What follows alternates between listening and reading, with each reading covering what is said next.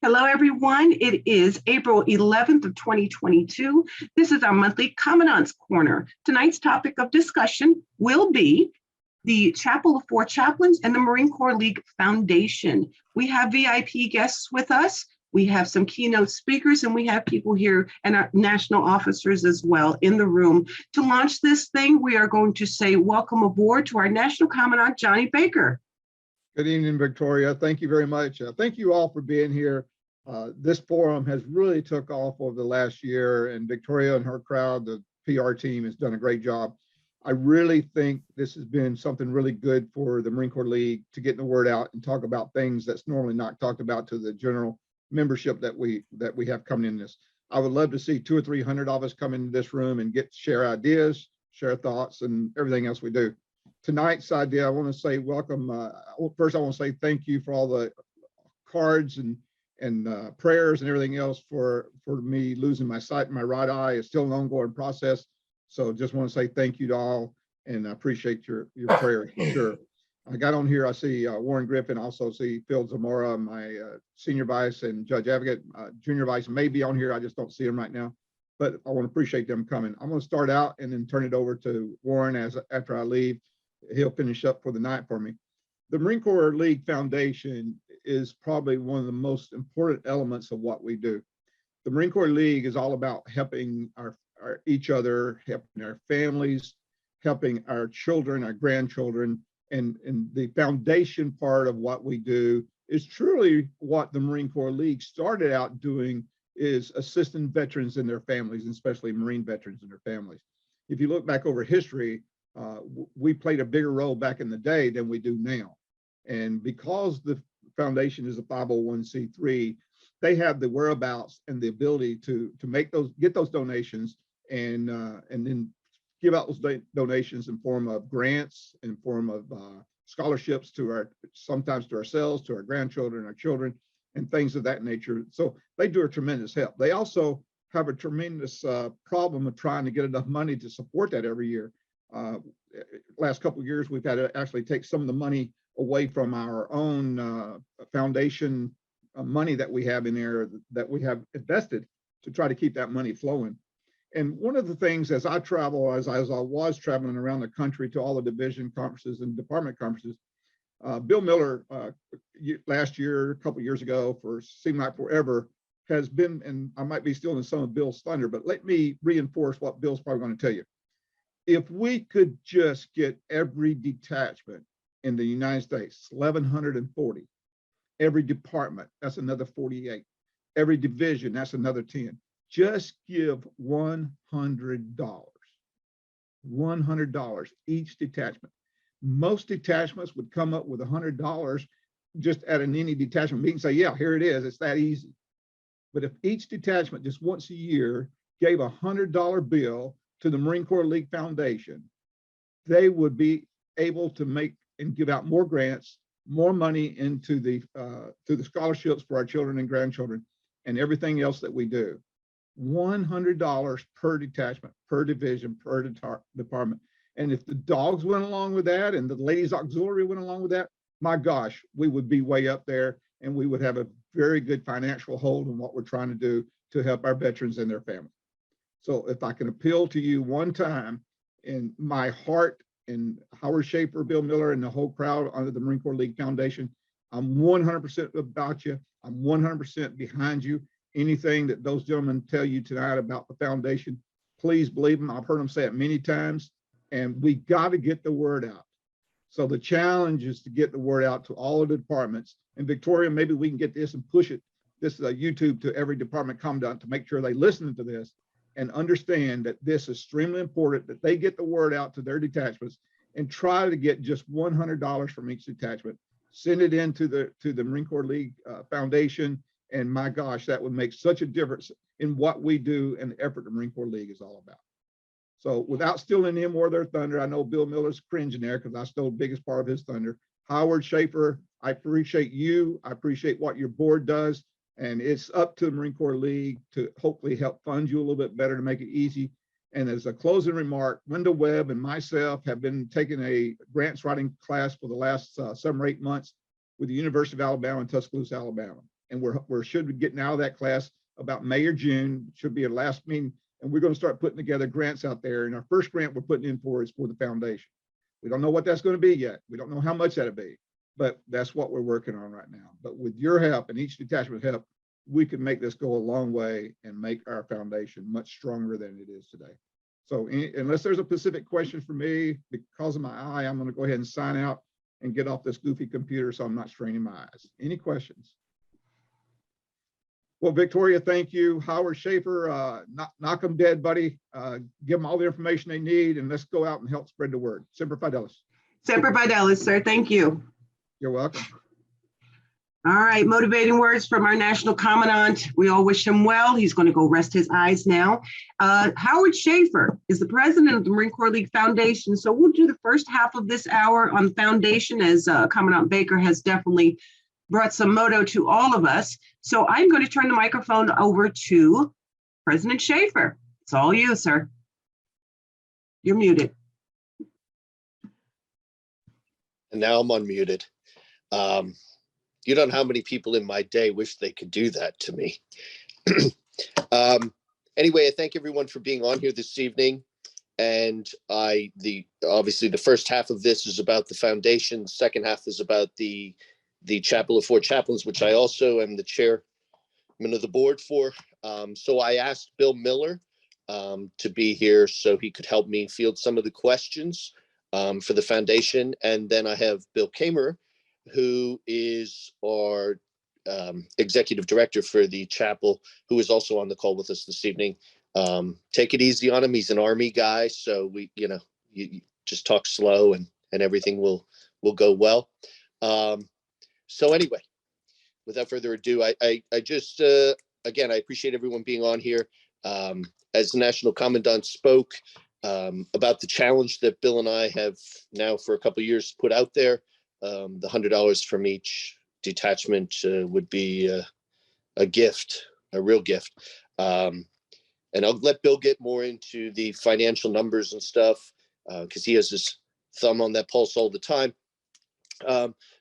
But my time sitting in the chair, I have noticed people from all over the country, especially through COVID, who really were in tough situations, and we were the only place to turn to. And we've managed to never turn anyone down and try to reach out to everyone who qualifies. So it's very disheartening when, we've got $10 coming in and $100 going out the door of trying to keep those things afloat. And we certainly have, funds that are invested, but they're invested to sustain us in the future. And it's unfortunate, like with the grants and stuff that we're giving out, that we're delving into that. So I don't have a lot to say. I would certainly open up for some questions, and either myself or Bill could answer those for you, what questions you have about our foundation. But it is your foundation, so that's in my simple little mind, that's where I wonder sometimes, because we keep repeating and the word has to be out there that we need small donations, any donation of support for the foundation. It's your foundation, so I would strongly suggest at some point in time, everyone knows someone. If we went back in the last 5 years of books, but there's been someone from your state, from your detachment, from your district, who has been helped in a tough time by the foundation. So it's not just those people over there that need help. It hits home all the time. And I think this past 2 years has really showed us all that. So anyway, any questions from the floor? I will introduce a topic. I know the answer, but something that's commonly asked is, what type of grants are offered? What can we get help with? Just a general question. Well, I would say that and maybe not the proper word, but your necessities. So we look at people's, when a request comes in, we look at what the income coming is in the door, or the lack of income. It's important that somebody has their car insurance paid, that their car payments paid, that their mortgage payments paid, that the lights are on. I'm not, their Wi-Fi, because a lot of people need that for work or whatever. I'm not worried about your HBO and your Showtime bill or your credit cards, but those other things that are to sustain you in a really, really tough time is what we look at first. All right, very good. Thank you, sir. Ray Morrell, you have a question. You have the floor, sir. Just a basic question again for all on this forum too, but the Marine Corps Foundation, obviously their foundation is pretty well known. I know there's a lot of local detachments that'll gift to the Marine Corps Foundation, and whether it's intended directly for that, or maybe they're thinking that they're giving it to the Marine Corps League Foundation. My question is, what can the Marine Corps League Foundation, or what can we as Marine Corps League do to help differentiate the Marine Corps League Foundation from the Marine Corps Foundation? Bill, do you want to take that one? I'm going to hit it real quick. I believe that probably is happening. To what degree, we'll never know. Unfortunately, their checks aren't coming to us, brother. But I think that people who outside of the league, I can't really control, but people who are in our league, I don't understand how they could make that mistake. And I'm not suggesting it doesn't happen. In fact, like I said, I'm sure it's happening. But, there's been enough conversation. There's something in the Semper Fi magazine every time. I try to put a letter in there for every magazine that comes out. So, maybe that's something I need to address in there as the president of the foundation, to say, make sure you're sending it to this and not this. Again, I don't want to ever stop anybody from also giving to the Marine Corps Foundation, but I certainly don't want our donation going there. So I will address that in our next Semper Fi. And that's a great question. Thanks very much, Ray. Bye, brother. Thank you, Ray. Bill Miller, go ahead and chime in on that, please. I do know for a fact that we do have some detachments that have sent checks to the Marine Corps Foundation. In fact, one of them made a check out to the Marine Corps Foundation and sent it to me, which of course I can't do anything with it because it's not made out to the Marine Corps League Foundation. I contacted the detachment, they asked me to send it back, and then they forwarded it to the Marine Corps Foundation. Some of the things we're working on is right now we have our website being redesigned, and something called search engine optimization is being done. They're also redoing it so that it's better for mobile devices. We're trying to do what we can to make our website more appealing, more functional. We already have the link on the Marine Corps League national page, so the link's already there. A lot of people already know about us. So there are certain things, for example, we have detachments who quite religiously put in a request for memorial certificates when one of their members has passed away. There's a variety of different things that the detachments and departments know about us. And I would say most of them do. So I don't think it's a big problem for funds going elsewhere, but it does happen sometimes. All right, thank you, Bill. We do have another hand up. Not sure if it's Sal or Angie or both. You're up. Thank you. Appreciate it.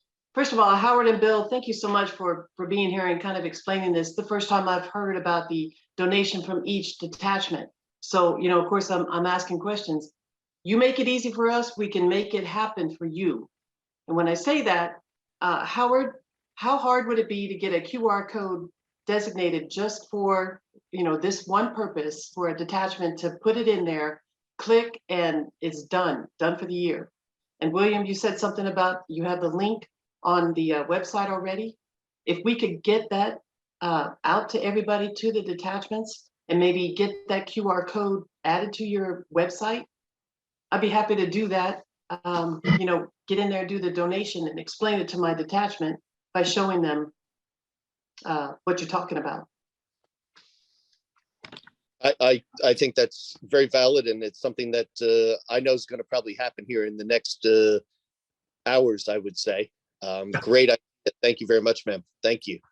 Because it's and I don't really think about QR codes that much, but I've been seeing a lot of them with this Ukraine thing going on. you know, the TV show I watch, whatever, it's on the bottom of the screen. So I think it's a great idea, and thank you very much. Thanks. Yeah, what we'd Very have to good. do, what we'd have to do is figure out how best to utilize the QR code, because we have PayPal donation buttons. So we could probably design something that would take you right to the donation page for the Marine Corps League on PayPal. That's probably what we could do. And there is a donate now on the website currently, is that correct? Yes.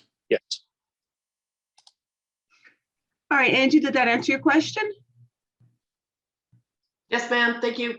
Thank you, ma'am. Very good question and very good suggestion. Any other questions for our foundation? No question too small. The only question that is dumb is the one that's not asked per se. Okay, I love it. The hands are coming back up. Ray Morrell, you are up.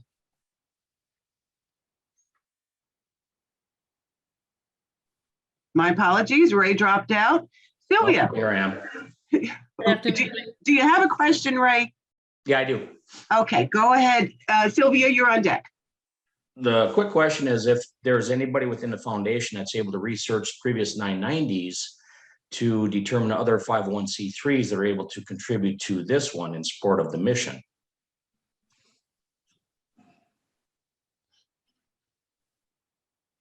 I'm trying to think, I mean, it would be a lot of research to find other 501c3s that would donate. But I think a lot of that is going to be also part of the grant writing process, which I know that Commandant Baker and PNC Webb are working on. So we'll have to see what happens with that. I don't have the expertise to be able to dig that deeply into other 501c3s. Ray, you good? All right, we got a thumbs up from Ray. Sylvia, your question is up, ma'am. Thank you, Victoria. I actually have two questions. One, I'm just reading all the information and pulling up the website. It says the scholarship fund, which I'm a big advocate of as somebody who works in higher education. It says specifically members. Does that also apply to the children of associate members? Because I know there's a lot of things in the Marine Corps League that it's the difference between the member and associate. So would a child of an associate member be able to apply for the scholarships? And then the second part of this is, has there ever been consideration? There's a lot of money out there for children. There is not as much funding for the surviving spouses of military members who have been lost. And I say this as a surviving spouse of my husband is a deceased Marine. Has there ever been any thought about expanding the program to maybe have a subcategory for surviving spouses? Because there is a need there. I see this in higher education. There's not a lot of thought put into when a service member dies, there may or may not be the same type of funding available. And a lot of these spouses are left with either no skills, outdated skills, haven't been in the workforce for a time, and they need to have some updated transitional skills. Those are my two questions. Howard, you want to take that? I will. I'll just touch on it for a moment and say that I have personally not seen a spouse grant request, but I would certainly say, and Bill, correct me if I'm wrong, if I had all the supporting documents, I would absolutely be sending that out to my board. Bill,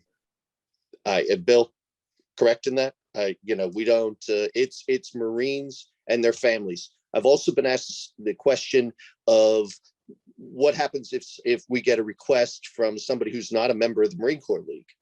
We still look at that, and we have given grants to a couple people in my tenure that are not members of the league, or they weren't at the time of asking, but I can tell you that they are members of the league now. Howard, I would say most of the grant requests we get are for non-league members. Correct. Large percentage of them. Yep. Now, as to grants for spouses, I believe that falls within our mandate because it's Marines and their families. We may want to just think that, look at that and tweak it to make sure. That would be something the board could do. I also would like to clarify something on the scholarships. The Marine Corps League Foundation funds the scholarships. The scholarship program is handled by the Marine Corps League Scholarship Committee and Marine Corps League National. We have no input in who is approved for scholarship. The applications don't come to us. I get a list from the committee, and the board approves the dollar amount, and that's how we send the checks out. So we're not involved in the application and approval process. But the best of my knowledge, it is Marine Corps League members. Doesn't say regular or associate, it says members. It is their children, their grandchildren. It's also auxiliary members and their children and grandchildren. And in addition, children of fallen Marines are also eligible. Jerry Holt is on here. He can clarify some of that because he's on the scholarship committee. Jerry? Yes, to answer Sylvia's first question, children and grandchildren and members of the auxiliary are eligible to apply for the scholarship. If a league member or an auxiliary member is deceased, then according to the national bylaws, they are no longer a member in good standing. So children, grandchildren of deceased members, even if they were life members, are not eligible to apply for the scholarship. Thank you for that clarification. Sylvia, do you have anything more that was not answered? No, I appreciate the answers. Thank you very much. Wonderful. Very good. All right, next up is Bryce. Jerry, you're on deck. Yeah, I was just going to say it's not really a question, but more of a comment as far as getting that $100 per detachment per goal, hit that goal. The main thing, you'd be surprised how many detachments out there they don't operate with an annual budget. They just kind of fly by the seat of their pants, and somebody will make a motion to make a donation during a meeting, and they'll cut a check here and there, but they don't really have anything no formal annual budget, and I think that's a broader issue with the Marine Corps League, that we need to get detachments financially sound and get them learn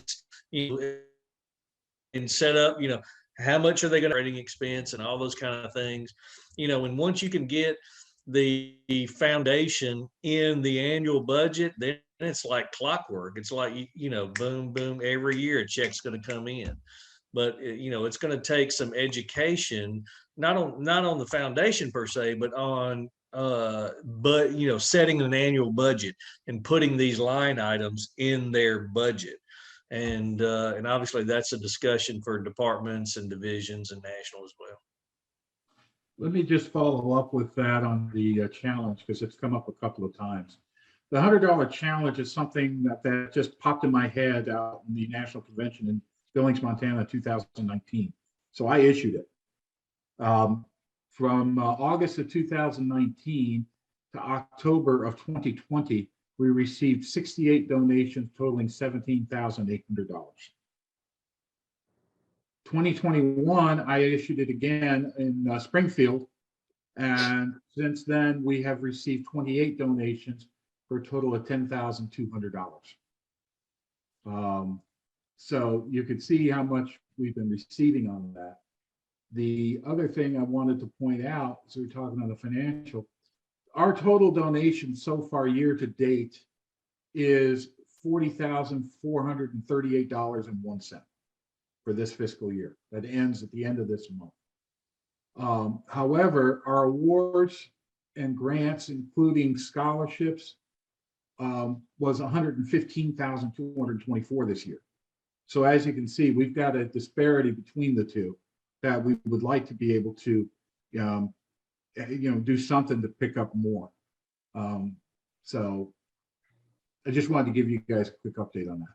I appreciate that, Bill, but it's sad numbers to hear, but that is our reality in the league. So we got Jerry, your hand went back down. You're all done. I had you on my list here. Yes, I only raised my hand to respond to Sylvia's questions. All right, very good. Thank you, sir. Dave Englert, you are up. Ed Becker, you are on deck. Go ahead, Dave. All right, thank you. Just a quick suggestion. I'm looking at the donate button right now. Could you possibly add either organization name or company name in there so that when the receipt from PayPal prints out, it shows who it's actually coming from? Right now, when I make a donation, it shows my personal name, and I don't, although I'd like to take credit, I won't. That's interesting because it's supposed to give you a receipt with the Marine Corps League Foundation on it. I'll have to look into that. No, I'm talking about the receipt will show the donor organization, not the donee. For instance, if I use my detachment's credit card or debit card, I would like it to show their name, not mine. Oh, okay. Yeah, that's something with PayPal. It's whatever name you enter for the donation when you're putting in the request. That's what shows up. That's There nothing may I be can- something in the settings you can alter on that. No, Right. that's whatever they're entering when they are processing the donation. I have no control over that. Right. When you set up the donate button, though, there is an option to add an organization name. We use it for our area too. We'll take a look at that then right away. Yeah, in fact, if you wouldn't mind, if you could email me a copy of one of those so I can look at it. Roger that. As a matter of fact, I just sent the same information to the honor flight of Southern Indiana because they did the same thing after several people requested it. Wonderful points. Thanks, Dave. And the email address, can you just explain that one again, please, Bill? I'll put it in the chat. Treasurer@mclfoundation.org.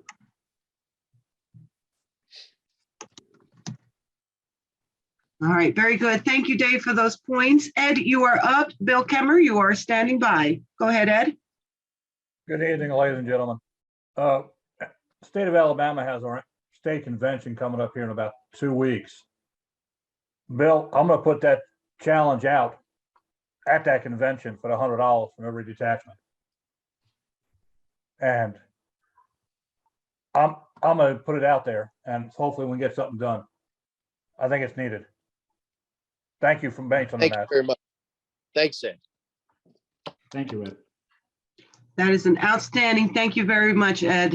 I'm sure they appreciate it. Bill Kemmer, you are up. Jerome, you are standing by.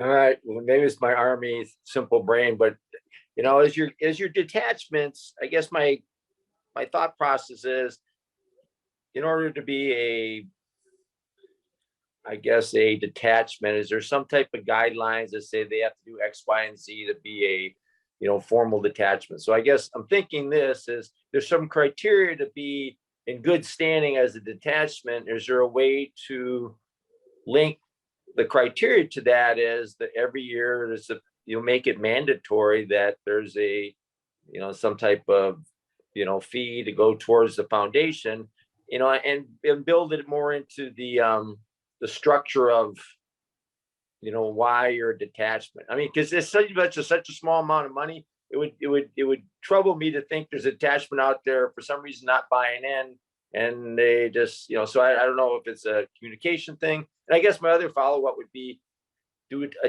detachments, do they send representatives, or how well are they represented at the national convention? I guess would be part of that communication chain. Maybe, I don't know if they are, it's just regional people come. So that's kind of, I just wonder, is a more formal way to make it part of their, I don't know, in good standing? Because there must be something that, I mean, if you're not doing things right, detachments probably don't exist. They've got to be doing something, I guess, to be considered a detachment. Maybe there's a way to formalize that. I don't know. I would think that would be for Mr. Webb. Would that be a question for Mr. Webb? Is that something that can be done? I don't know.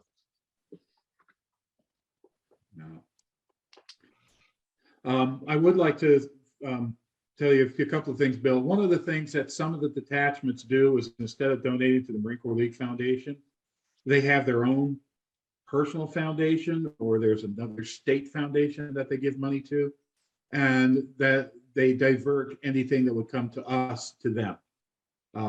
We have some that just don't have that much in funds to be able to do it. Mandating something like that would be difficult, in my opinion. Not that I would be opposed to it, but I think it would be difficult. But there are some extenuating circumstances why some detachments don't. And as to the communication at the National Convention, not that many detachments are represented there. However, the divisions and the department representation is usually pretty good. I would say we probably have about, would you say 75%, 50 to 75% of department representation is there. So it's dependent upon them to pass that information on when they get back home. All right, so a follow up to that. So I work with Howard since he's your national chaplain. So a long time ago, and they still do this. We get a lot of support, but the 4 chaplains were always funded pretty heavily, let's say, to the American Legions. Every year, the American Legion chaplains would host the 4 chaplain event. They take a donation, send it to our foundation. And that was probably the biggest income we had for years. We kind of lost that when we moved from Temple to where we are now. We're rebuilding that, but we'll work. I think part of our goal with the 4 chaplains would be, as we communicate with all your chaplains in the detachments and down, that we'll teach them to do a 4 chaplain service every year. And maybe that's where they're found they could do a donation every year at that, whatever, their program. And it's an easy way. People seem to like, I mean, it's like going to church, you pass the plate and you end up with $100 without even trying. So maybe that's something I'll work with Howard. Maybe that's a way to be our selfless service, sharing our story with all the chaplains and let them be the front runners on this. So it'll be something we'll look at. Well, the other Right, thing thanks. Go ahead, Bill. The other thing we could do is we can put Howard in a dunk tank down there in Daytona and charge him $10 a ball. I'm in. I like it. Let's do it. All right. Thank you so much, Bill, for those points. Jerome, you're going to close up the foundation. So any last questions we have for the foundation side of this discussion before we move to Chapel 4 chaplains? Please get your hands up now so that we can kind of let our VIP guests, if they would like to stick around, we'd love to have them, but we're going to close out this section. Jerome, you are up, sir. Thank you. Yeah, maybe you could clear up something that I've been maybe misunderstanding or understanding. Say a college gives a child a scholarship for a certain amount, and we give our scholarship out to them. The college actually takes it off of what the college gives that child for their scholarship from the college. I think if it's like a full scholarship. Well, again, that's more the Scholarship Foundation. Do we have somebody from Scholarship here? Can you repeat that question again? I'm sorry, I missed something. If the college grants a full scholarship to a student, and we donate through this program a scholarship, a fund, and they're awarded it, I hear the college takes that amount of money off of what the college already gave them. Is this true or not? It could be, because we are required by Department of Education rules that we have to give the scholarship money to the school, the financial aid department. And if they have other financial aid, they turn around and they're going to possibly deduct it. Our scholarship does have an award letter that goes out that states it could be used for tuition, books, and fees, and any unused funds must be returned to the Marine Corps League Foundation. So excess funds do not go to the student. Okay, thank you. All right, we have somebody that does not know how to raise their hand, so I'm going to call on Lonnie Young. Please be advised you're probably muted right now, so come off of mute and the floor is yours, sir. I have two items. One is if you can't mandate money out of a detachment. The members of that detachment don't make the decision on where that money goes to. So trying to mandate it out of a detachment, I would imagine would create a lot of chaos. Now, the other question I have, which is, now, so I understand it, the Marine Corps League Foundation is literally the Marine Corps itself. Is that true? Or I Howard? want to know the difference between the two foundations. Well, the Marine Corps Foundation is a 501c3. For some reason, I'm not hearing. Okay, can you hear me now?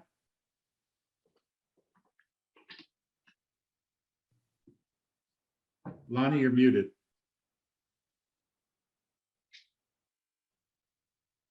You're muted, sir. Lonnie? What was that? You were muted. We didn't hear what you said. Okay. What I'm asking is, what is the difference between the two foundations? I know there's a difference, but what is the difference? The Marine Between Corps the- League Foundation, Okay. what's that different from the Marine Corps Foundation? The Marine Corps League Foundation is the 501c3 arm of the Marine Corps League. The Marine Corps Foundation has its own set of mandates and their own organizational structure that's totally separate from ours. The same as the Marine Corps League, as the Marine Corps Scholarship Foundation. They're totally different. Okay, thanks. Because I've been giving money to the wrong people. Well, we're welcome to have that money heading our way now. Thank you, Lonnie, for that question. Larry Brown, you wrote a question in the chat. Would you like a moment to bring this suggestion to the microphone, please? Yes, Victoria. You know, some of the organizations I belong to, they run ads in magazines and that of people that make donations and that. Our Hall of Fame here in Arizona does the same thing. If they run a list of people under newsletters and things that make donations. And I was thinking that you could probably reach out and maybe have more people donate if you put a couple pages in the Semper Fi magazine by divisions and departments that make donations, and it might entice other detachments and other departments and divisions, excuse me, to come up with the same thing, to make donations. So almost like a challenge, if you will. Exactly. And it's a very good one. Thank you very much. I certainly would have to talk with the editors of the magazine, but that would be something very good, I think. All right, thank you all. We do have to say goodbye to our JA, National JA. He has, oh, I'm sorry, not the NBC for New England, Dave Porter. Thank you for joining us. He wrote in the chat that he's got to head on out of here. I am now going to turn the subject around. Keep in mind, there is no question that is off limits wherever the questions may lead, but we're going to switch gears a little bit. And President Schaefer of the foundation is also foundation president for the Chapel of Four Chaplains. So we're going to switch gears and talk about that organization. So Howard, go ahead and introduce that topic, please. So anyway, the chapel, I'm sure most of the members of the Marine Corps League are familiar with. We have a lot of interaction together. We do a lot of charitable things. Most of ours is veterans outreach. I'm going to ask Bill to explain a little bit more about our programs. And we also give out the awards to deserving members of the community who have done something special. So anyway, so next we're working on our 80th year, which will be next February, that the foundation has been around, and we do a lot of things nationally and internationally. Bill just got back from being in Europe in the fall. So Bill, why don't you talk a little bit about your day-to-day operations and what we do? All right. So real quick, the foundation is out of Philadelphia. One reason it's in Philly is because of when the 4 chaplains perished on the Dorchester, one of the fathers of Daniel Poling was Clark Poling's dad. He was kind of a famous minister in Philly, and that's why the foundation started there. So we celebrate our 70th year of the foundation being in Philly, and we're going to celebrate the 80th year of the story coming up this February. I think the foundation always flourished because it partnered with other veteran organizations, Marine Corps League being one, American Legion, VFW, Jewish War Veterans, Purple Heart. When you look through the history of it, they've always walked alongside. And one of the things when I took over as the executive director, one of my goals is to keep building on that relationship. And as a partner, like, and I'm serious about, let's say, as I train chaplains throughout the nation, and I'm hoping someday we have like a breakout at your national convention where, you know, our senior chaplain comes and speaks to your chaplains about what does it mean to be a chaplain in an organization, and then also to share the story, because I think the story it's very non-threatening. People enjoy listening to it. I think it's timeless. And I think what it does is sets the stage for two things. One, it brings people together. It makes them focus a little bit on this idea of selfless service. I think it, for like the Marine Corps League, what it could do with an annual, if you do it, your chaplains step up and work on this annually, it's a great recruiting tool. It's something you can take on to the community, and it also could be a fundraising tool. So we looked at our programs and we decided probably about 15 years ago, we'd focus on 4 of them. And the 4 are, one, we do have a scholarship from 5th to 12th graders, and that's based on an essay. And we usually pick a theme around selfless service. So that's kind of our reach down into the younger community. We do have a chaplain training program. Right now, it's currently focused on police, fire, EMT. We have a chaplain that does a national training, and he travels the country. But that's his focus. We brought in Chaplain Brandt, who's retired 1-star of chaplain in the Army. And one of our goals is to focus also on organizational chaplains and also military chaplains. So we're going to broaden that chaplain training part. The veteran outreach, that's one of our bread and butters, and it's a real good local effort because we do have a building. We do have a chapel that's located on the Navy Yard in Philadelphia. It's an old 1942 Navy chapel. It's a great place to meet, easy to get to, right across the street from all the sports complexes. So we can easily put together events like we're doing a Armed Forces Day event on the 21st of May, and people like to come to that type of stuff. And then the other one is the awards program. This is where I think this can go all the way down to all your detachments.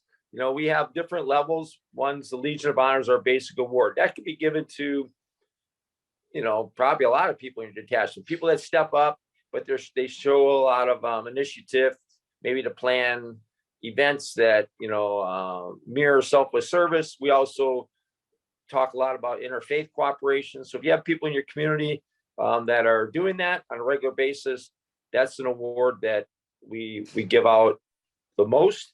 Then we go different levels. We have a Lifesaving Award. So I know Marines are trained while they're in the Marines, and when they get out, they're still a Marine. So some of them still act on their instincts, and they're out there doing things in their community. And our Lifesaver Award, we present the people that made a decision to either help save somebody's life, either at their risk or not at their risk. But that's something it's one level. We have a humanitarian award. That one's more of I kind of look at it more as a lifetime achievement. So in the Marine Corps League, you probably have people there who have been doing this for 10, 15, 20 years, and they're doing acts of selfless service throughout. Maybe they're planning the annual toy drive, whatever, but those we like to give out to the person that kind of has a track record of doing that. And then we have a bronze award, which goes out to somebody that's recognized a little broader, statewide or regionally. So maybe those people that are in your regional command areas that are doing good things. And then we do have a national award. We don't give this one out as often, but it's somebody that's recognized nationally or internationally. Those have been given out to 5 presidents. My favorite one that we gave it out to is the year I graduated from high school, 1977. We gave that one to Bob Hope for all his work with during World War II and Vietnam with the troops. So I think the awards program is something that can touch anybody throughout the nation. The scholarship can reach out to, can go nationwide. Chaplain program, the veteran outreach, somewhat, but we have a very small staff, run the chapel. So most of that stuff is local. But we pretty much use the story, to set the tone for everything that we do. And I think that's been our kind of our marching orders from day one, is to preserve that history and then use that history to maybe to motivate other people to do acts of selfless service. So I guess I could go a whole kinds of different directions on this. So I think it may be easier if you just ask questions or and get the answers that you want to hear. All right, very good, Bill. There was something, I'll start it off. There was something I only recently learned just this past conference, that it does not have to be a league member auxiliary. It could be Joe Civilian, who has done very wonderful things in your community. Can you talk more about that? Because this is a Marine Corps League event and Zoom that we're doing, but you might have people in your community that it deserves more a certificate of appreciation. Maybe they need a little bit more. Can you talk about that? I actually think the way I would do it, if I'm a Marine Corps detachment somewhere in the community, I would take the opportunity to find somebody in the community to honor and bring them to my detachment meeting or a special event, because what it does is it connects you to the community. And so it's not just eternal type of thing, or a combination of both. Maybe you honor somebody in your detachment, but I would always reach out into your community to pull them in. And it's a great recruiting tool. When we go out into community, most people will say, well, I didn't know. One, it's a great story. I'd never heard it before. We're honored to accept the award because when they hear the story, they understand, what these men did, and to attach your name, that's pretty cool. But oftentimes, when we look at how we give the award, I would say most of our trustees, board members, that's what they do. They look in the community and they think, who could we honor outside our organization? So I think the Marine Corps League, that would be a good way to look at it, is who in there, everybody has in some community in the United States, what could they do to reach out? And then it would bring recognition to your league, or to that detachment. And I think that'd be the way to go. Yes, I absolutely agree with you. I am actually the chairperson for the National Public Relations Committee, so I'm going to also, toot on that a little bit and say, and get a picture, contact, put a picture in the paper. It's not tooting your horn. It's not peacocking at all. It's honoring a person that's doing a little bit above and beyond what is asked of them as just being a decent person. So there are no hands up. I can't believe this. Everybody knows everything there is to know. Audrey, are you going to launch this thing? You have the mic, ma'am. Okay, thank you very much. So the question I'd like to present, Bill, if you can answer this, is the application process. So say I know of a community member that has gone above and beyond every time in selfless service to the community. What do I do? How do I start? Well, probably the easiest way, you go to our website, which is www.forchaplains.org, and there's a PDF on there. I'm trying to get this so it's a fillable, so you can just go in there and do the application. So I got a new web guy that's going to take a look at that. Right now, it's kind of print off, fill out, and send it in. But it'll have a one page. It'll just ask you who's going to do the nomination, who you want to nominate. And it'll just ask you, when you want to do the nomination, what level, and then it asks a little supporting document. Most of them, it just takes one page. You write up a page saying, this is why we want to nominate this individual. And we don't have any, you kind of set, if you look at our guidelines, what each award is, you kind of set the the level where you want to be. Our committee just looks at it and they agree that, hey, that fits that level. And we typically, I've never, since I've been there 3 years, we've never not given an award. Sometimes somebody might overreach and say, well, you know, I want to give a gold medallion for, you know, this guy. And we'll say, well, that doesn't fit our national thing, but we think he's eligible for a different level. So our committee might sometimes will tweak that, but pretty much those that make the application. And normally a lot of our most of our applicants actually come from, if you received an award before, those person make the nominations, board members, trustees. But I you know, I think any veteran organizations, a member of a veteran organization is, you know, if they sent me an application, I would look at it, even if they never received our award or not, just because you understand the standards, you know, and that's what we just want somebody there to kind of be the gatekeeper a little bit. But it's pretty easy. You can go on there and it comes to us. Michelle gets them. When it goes in the email, it ends up with my administrative assistant. She gets them and then she sends them off to our committee, and then they, you know, look them over. If they approve them, then we process the award and we ship them right to you. You know. Thank you very much, Bill. Audrey, I did would comment in the interject, chat. Victoria. Go ahead, Victoria. Howard.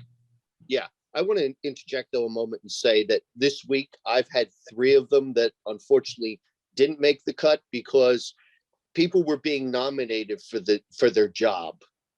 Yeah. If you do your job, Right. you're, and I don't care how great you are at it, it doesn't qualify for an award. An award comes from doing something above and beyond the norm, you know. And I'll just give an example, because you were the national chaplain of the Marine Corps League for 100 years, doesn't qualify you to get an award. It's got to be because you went out and you did something special above and beyond.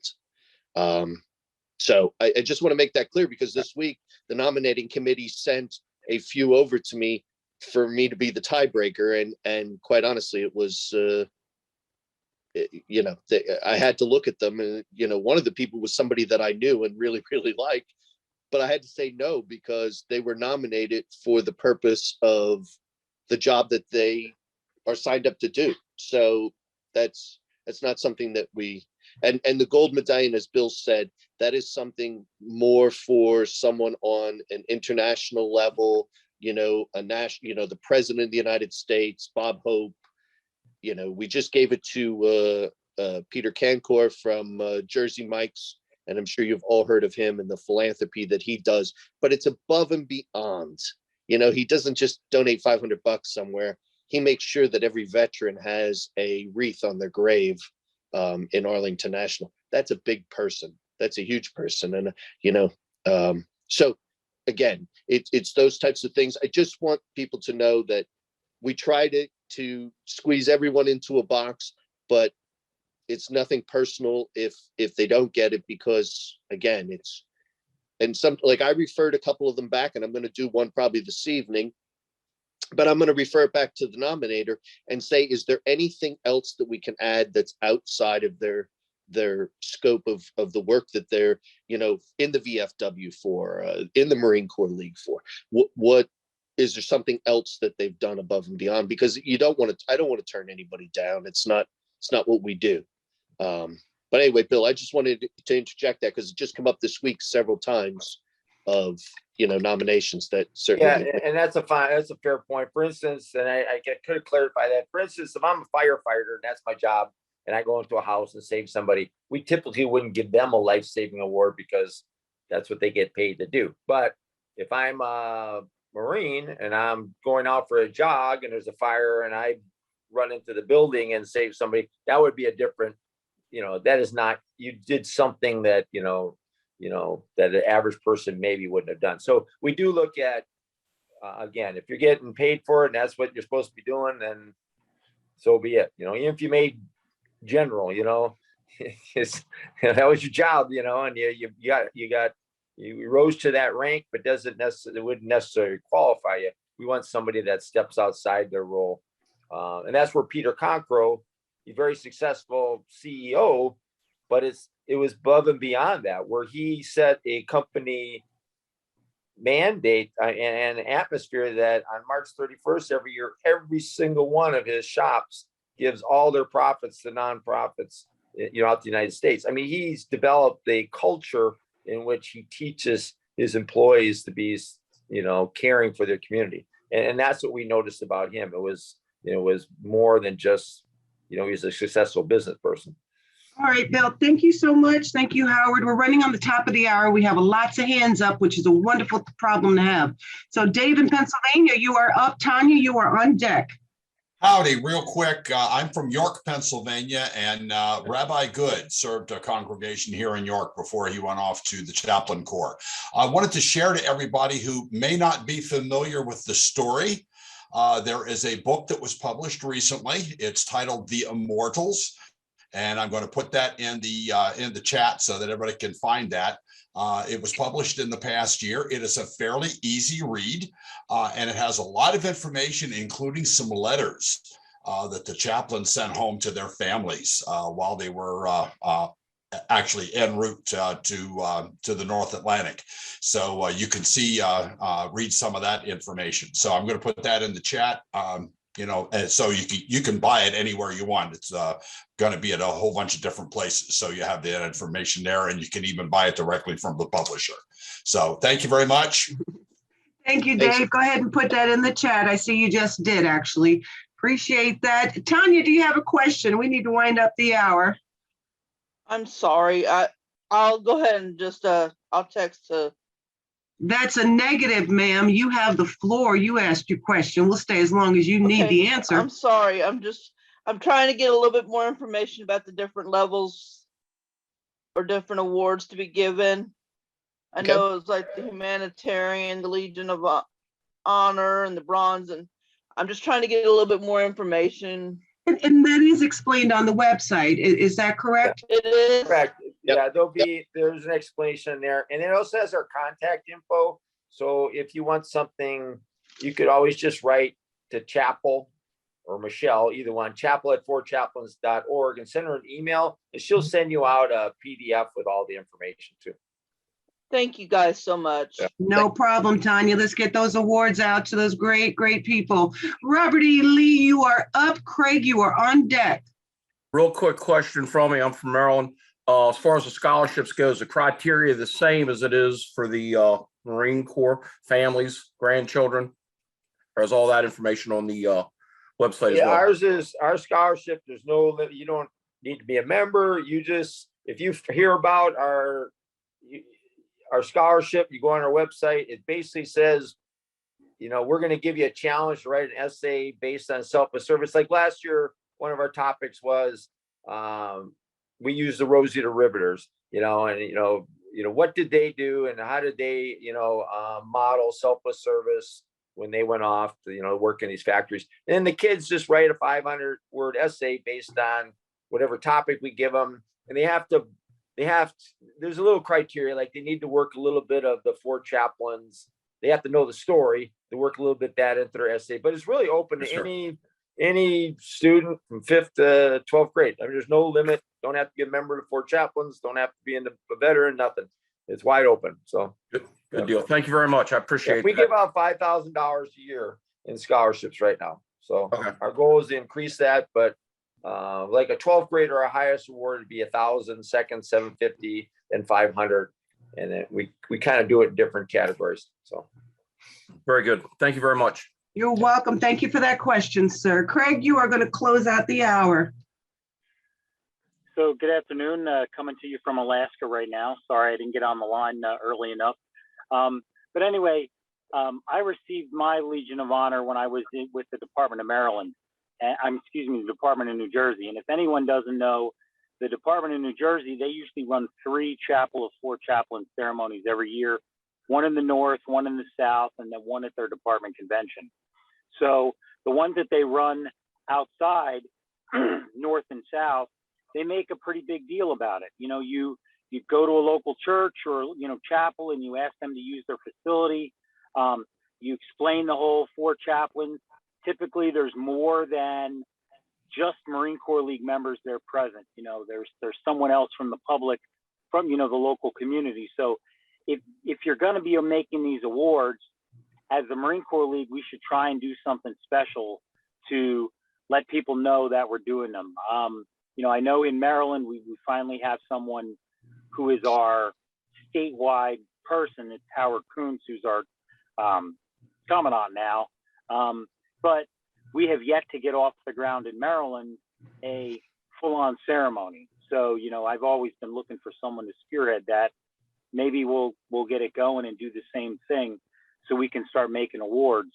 But if you need to know how to do it, just talk to the Department of New Jersey and see how they're running their ceremony. They have somebody at the state level, and basically they get all those awards sent up to them that they kind of preview. So it doesn't have, so they kind of get a first look at it before they send them off to the chapel. And then they can discount them because the people who are reading those resumes of people know whether they'll be qualified for that award or not.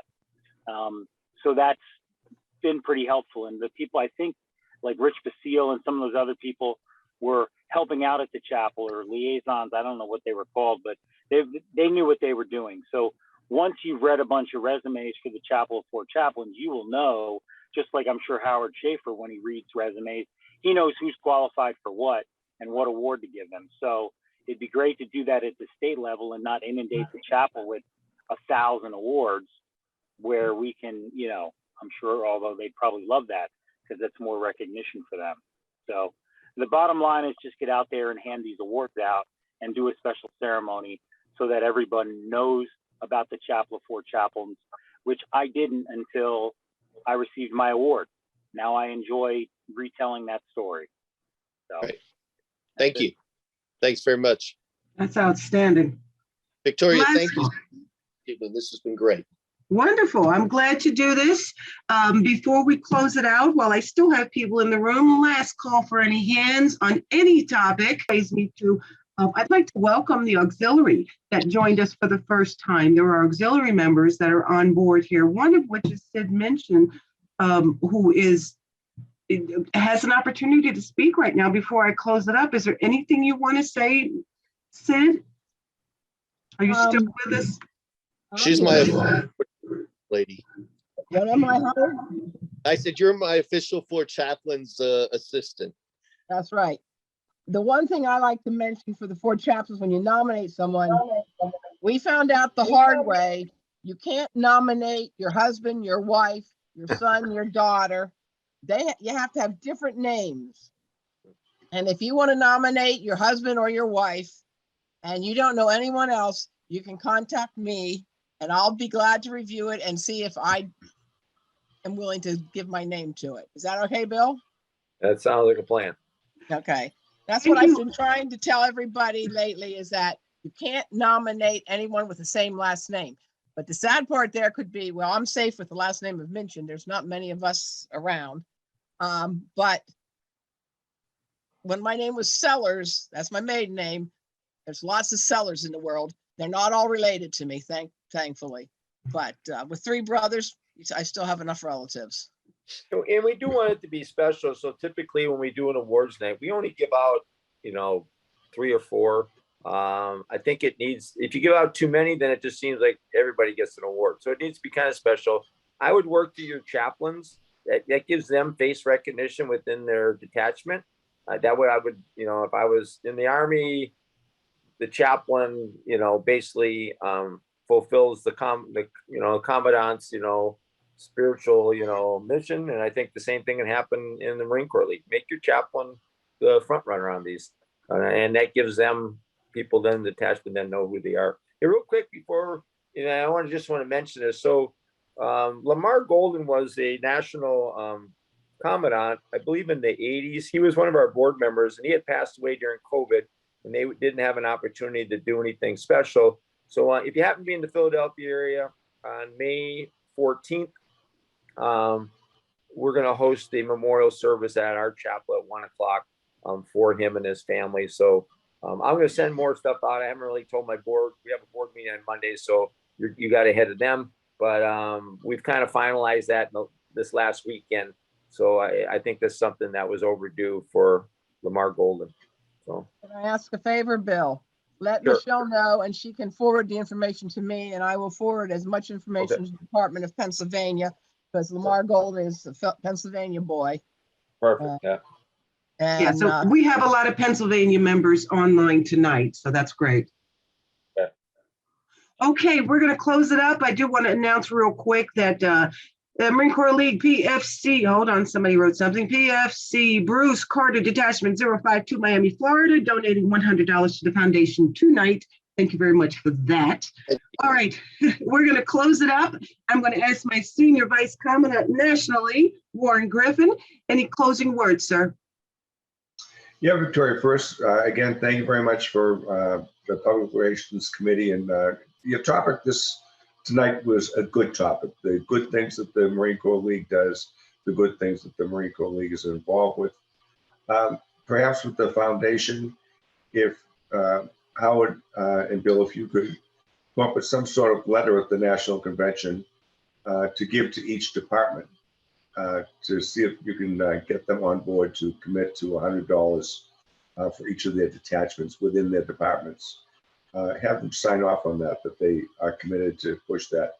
Because I think sometimes the word gets lost from a meeting such as this down to the detachments. And I think a lot of detachments just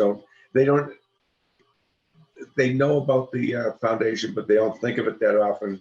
So meetings go on and nobody decides to bring it up, or it becomes put to the wayside and it gets lost and forgotten. So if we get a commitment from the Department of Commandants that you will push all of your detachments to only up $100, it would be great. And again, thank you all. It's nice to see the large number of people participating. So thank you and God bless. Just getting better and better, sir. Thank you very much for those closing words. I do want to make an announcement again. I said in the beginning, I'll say it again. This has been recorded and it will be available to be watched on the national YouTube channel for the Marine Corps League. Just go to YouTube and type in the Marine Corps League and it will be available probably in the next 72 hours once we get it edited and posted. And thank you to my Public Relations Committee, who are amazing people that get this done. The next Commandant's Corner, while we're still recording, will be on the 17th of May at 1900. May 17th, 1900, where our topic of discussion will be Marine for Life. So we're going to have some VIP speakers for the Marine for Life program, and that should be also an amazing discussion, and we look forward to having everybody on board. So I'm going to stop the recording now, keeping the room open for any social questions that you might have. I'd like to say thank you all again for joining us this month. We'd like to see this participation keep growing, get those checks mailed out as soon as you can. Semper Fidelis, good night, Chesty, wherever you are.